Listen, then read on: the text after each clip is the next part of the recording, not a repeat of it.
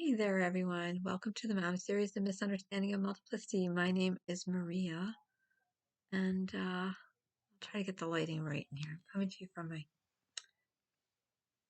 my... It's 7 a.m. The lighting is just coming up. We've got snow in Western New York. So I'm in my happy place because I love snow. I love snow. I think I said this in another video, but if I didn't, I think I said it in another video. My son once asked me where I would like to live, and it was just kind of a moment of we needed a little joke, and I was telling him how I would never go down south. I'm not a snowbird. I don't like the heat. I really enjoy winter wonderlands and snow, and everything about the cold just works well with my mind, body, and spirit. And he was saying, "Oh, if you could live anywhere, Mom, where would you live?" And I said, "In a snow globe." Yep, in a snow globe that you shake up 24/7, 365 days a year. I would live in a little village in a snow globe, a little snow globe with little snowflakes coming down in a purple tinted one with little psychedelic snowflakes in the background that every now and again, like some Prince music, some music. Um, so he wasn't, he had a good belly laugh over that. He was like, "Geez, you want to live in a snow globe?" Yeah, I do. I do. So, North Pole, Alaska, whatever, but with climate with the warming climate change and all that. I just think we're going to go up and down everywhere and be erratic weather, crazy weather. Anyways, we've got snow, and we've got a real feel of 6 degrees. Whatever did we do when we didn't know how cold it really was, how hot it really was? The real feel. Okay, so I am done with my beret. I did a pattern on this the other day. It is done. Done, done, done, done. I don't wear berets well, and this has not been black. It is not, when you get done with your beret, it should be like 20 inches in it should be a one size fits all. It should be 20 inches in uh circumference all the way around 20 inch. So it should fit a 20-inch head. I'm a 19 and a half, so it's going to be a little bigger, and it's not black yet. Everybody wears berets differently. That's my beret. So I'm raspberry beret. Yep, I got mine. I think it turned out really sweet. And I've got the other sample one going, which I'm doing in a larger sample just to show the stitches, which I did on in the other video. This is Cotton Candy and Mainstay. And this is grape Mainstay yarn. You can get that at the Church of Walmart.com. But the yarn is spun in Turkey. And what I do want to say about Mainstay yarn is if you're got a pattern from Lion Brand, especially, you just type in, just about every yarn does this, but Lion Brand really gives a whole bunch. Lion Brand yarn will give you a bunch of substitutes for the yarn they're using. You'll always find Mainstay in the bunch, or Value, just plain Value yarn, or what's the other one? Red Heart Classic, or Baby Soft. So this one works up exactly the same swatch as a pattern for the yarn that we substituted, which was Vanna's Choice in Dusty Blue. But I found another, so this is this one.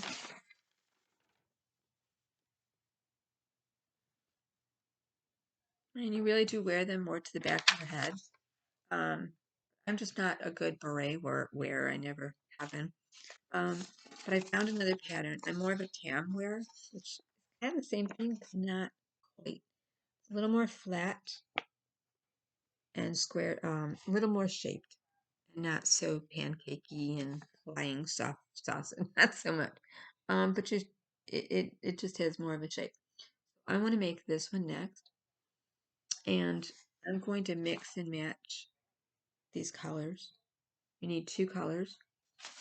I found this pattern. I thought, you know what? This is what I want to do for Ukraine. I've been making berets for Ukraine in all different colors, and there is a run on for yellow and blue right now. If you're trying to crochet or knit or do anything for the Ukraine in their colors, I Walmart, like, yellow just flew off the chart, off the shelf, and where else did I try? Amazon had the kind of blue that is Ukrainian colors, but not the yellow. It was more like a mustard yellow.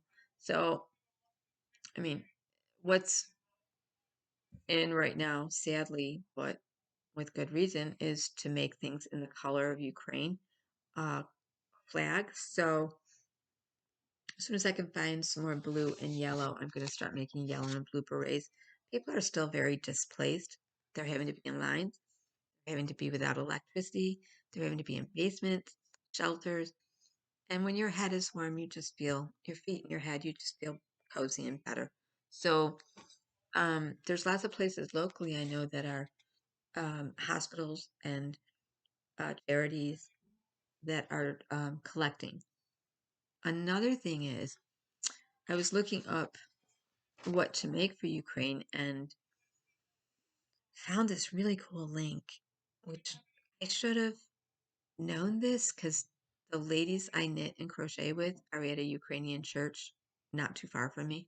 And it's where I learned how to make pierogies and cabbage rolls, and Varinsky. Um, they always use a lot of bright colors. Oh, there's so much color, green, orange, yellow, all the colors together, and lots of bright blues. Um, but they always have such beautiful tapestry hanging around and colorful things happening. I found a link.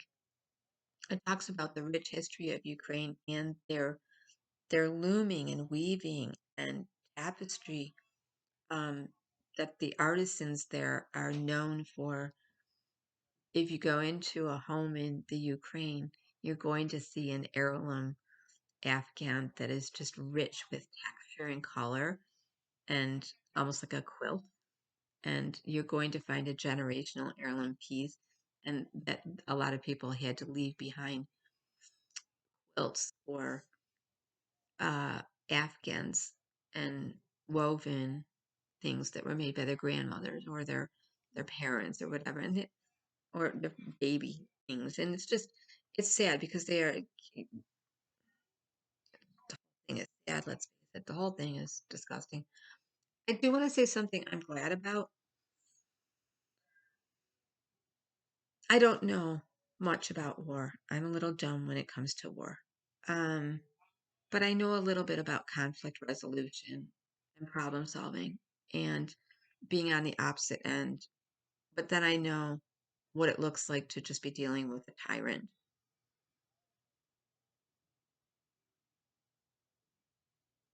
And there's no negotiating with a tyrant. There's no negotiating with a terrorist. There's no sitting down to have talks and come to an arrangement with a murderer, a war criminal. There's none of that. So when President Biden said, went a little too far, he didn't mean to say it, but after seeing all the destruction, meeting all the people, touring and everything, being close up, after being in Poland and Ukraine and everything, he said Putin needs to be removed from power. I actually sat by my TV in my living room and went, finally. Finally somebody said the quiet out loud. But then the White House brought it back right away. Said, no, no, no, no, no. Um, I don't believe he should have ever taken it back. It's so freaking obvious to me that Putin can't, there's no, they're doing news on President Zelensky sitting down to negotiate with Putin? How can you negotiate with a man who just killed innocent children and elderly? You can't. You can't. Just remove him from power. Help.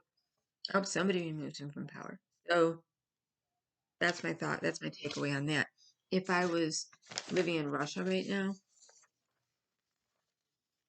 I'd be wondering if they could do that to our neighbor.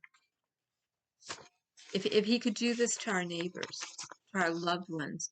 Like, I mean, there's so many Russian people that have their family that lives right in, they live there. They live in Ukraine. So it's like if we in the States went into Canada and said, it's like cutting off your arm. It's insane. Um, and now I think in Russia they're trying to like draw lines like who's for and against. And Putin's actually trying to say he's a victim of uh, cancel culture. No, no, no. Mm. But if I'm in Russia right now, I'm thinking, what is this madman, dictator, demented fool, tyrant, terrorist going to do to us? Us, the people. Because he's just not, there's no negotiating with that. There's no negotiating with that. So Biden was right. My video about Biden was right. Now about Will Smith and Chris Rock, what the hell was that? Chris Rock and Will Smith have had issues before. Um, they've gotten prickly together, I want to say. Um, but the world stage at the biggest show, the Oscars, was not a place for Will Smith to get all in his feelie moments. And I really believe Will should have been removed from the show and had to receive his award from backstage or from a microphone in another room. Because I'm still trying to figure out how Will Smith even got on stage. I'm still trying to figure out where the security was to make sure nobody could rush the stage. I'm still there. And also going back looking at Will Smith clapping, laughing, like belly laughing to what Chris Rock was saying, while his wife, Jada Pinkett Smith, was kind of beginning, the arms went crossed right away and she was grimacing, like, that's not funny. Looking all around at the people laughing. I think Will got a look at Jada and said, ooh, I better grow a set fast and do something. And he had a little feeling moment. No, that's never going to be okay. You don't get to go walk up on stage and just punch someone out. And um, that was not a little slap. You could hear that. And I think everybody possibly was thinking the same thing I was. Like, is this staged? Was it planned? Was it, because how does somebody just, because Chris was just standing there like, okay, Will Smith's coming up to say hello. But Will Smith had been yelling at, like, once, if you go back and look at it, once Jada was letting it be known that, hey, I'm not happy with that kind of joking. And if you don't know what I'm talking about, Chris Rock was telling some jokes on stage and looking around saying hello to everyone. And like they do at the Oscars, you engage the audience, people that are up for awards, and you pick out somebody to talk about. And Jada is bald right now because she has ecplasia, which her hair is falling out. It's an autoimmune illness where her hair is falling out. And her daughter Willow and her mom on Red Table shaved their head in solidarity and support of Jada. And I understand, it's an emotional thing, and I understand. But every time I see it, Will was laughing. And it wasn't until Will saw Jada's reaction that he walked up to the stage and punched him out, which is just,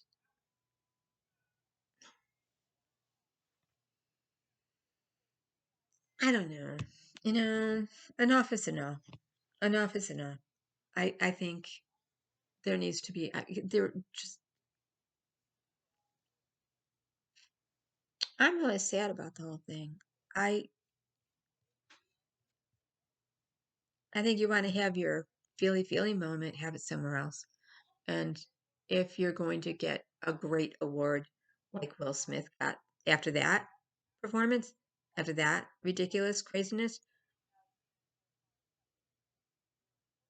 I don't understand why they were still sitting there. I don't understand why Will Smith and Jada Pinkett Smith were still sitting there. And I'm not a cancel culture person. I'm not. I'm a conflict resolution, whatever. But how do you let the person still sit there? How does the Oscar, the Academy, how do they do that? Why not take them, walk them out, have them be backstage, something?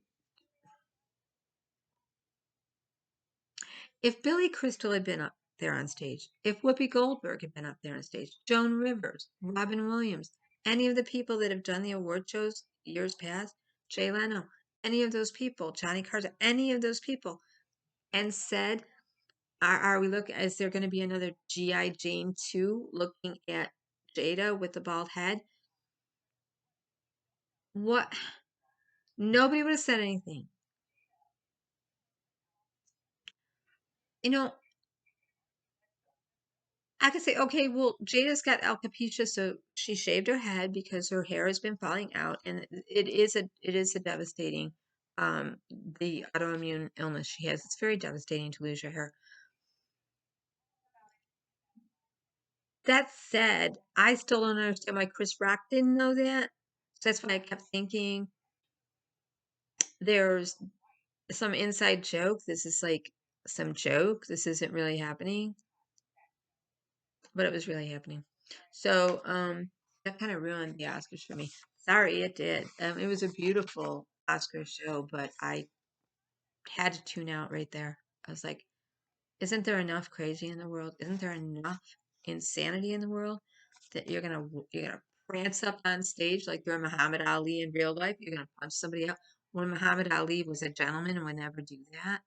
That's just you want to protect your queen. Go have a talk later. Don't have that moment. It's just I just wonder if Tyler Perry grabbed them all together and said, "Come on, come on, kids, let's talk about it." I don't know. Hot mess. Hot mess. Made me sad. So I'm gonna make this for Ukraine. First, I'm gonna make it in this color and this color because I think it will be nice. And then I'm gonna get as much blue and yellow as I can and make a bunch of a bunch. And yes, I'm so happy President Biden finally said Putin needs to go away. Enough is enough. It's snowing. I'm going to go make a cup of hot cocoa. I hope everybody's having a great day. Take care, everyone. Bye bye. Thanks for hanging out with me, listening to my banter in the morning. Monday.